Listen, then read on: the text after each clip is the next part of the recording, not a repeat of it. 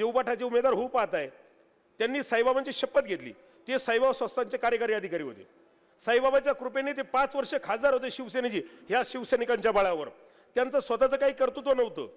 त्यांनी साईबाबा संस्थांमध्ये काय काय घोटाळे केले हे सगळे आम्हाला माहिती आहे। मी ते घोटाळे पण आता आपण आपल्याकडे मागं पण होतो आणि हे घोटाळे मीच सांगत नाही, आपल्या महाराष्ट्राचे माजी मुख्यमंत्री आदरणीय उबाठा गटाचे प्रमुख आदरणीय उद्धव साहेबांनी स्वतः सांगितलं, हा खासदार संगमनेरमध्ये सांगितलं, हा गद्दार आहे, या गद्दारला काढायचा आहे। यांनी साईबाबा शिर्डीला साईबाबाची मी स्टेजवर होतो, त्या बूथ प्रमुखांचा जो मेळावा झाला शिर्डीला, मी त्या स्टेजवर होतो। तिथं सन्माननीय या उमेदवारांनी शपथ घेतली, साईबाबाची शपथ घेऊन सांगतो मी शिवसेनेशी गद्दारी करणार नाही।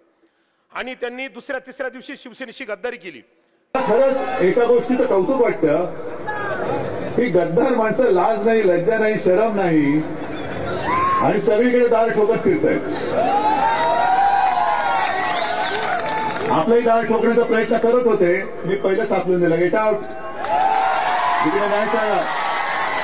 जो शिवरायाच्या भगव्याची गद्दारी करतो आणि जो मतदारांची गद्दारी करतो त्याला माझं दार मी कदापि उघडणार नाही।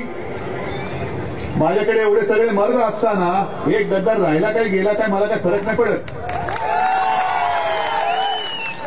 बसा, कोणाच्या कुठे तूप लावायची तिकडे लावा तूप। आमच्याकडे तुपाची काही कमी नाही आणि तुपाची आवश्यकताही नाही तशी।